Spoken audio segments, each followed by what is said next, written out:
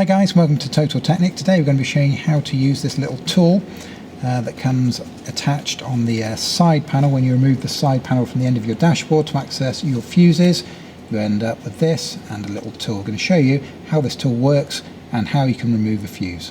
Let's check it out. So if you look carefully on the tool, it's got like two little barbed arms, and you can literally squeeze it and close it as you need to. So that's what we're going to do, is just slip it over the head of the fuse, squeeze it down and pull it out. Let's take a look.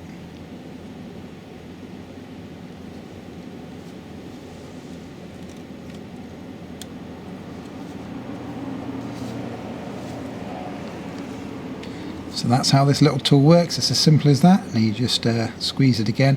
So all you do is you push it in, those little barbs will lock over these little edges, and then squeeze it on, rather than this half, squeeze it on this half to create a bit more grip. Just give it a bit of a wiggle and that fuse will come out. And likewise, when you want to put it back in, just squeeze it, line it back up, and make sure it's fully seated.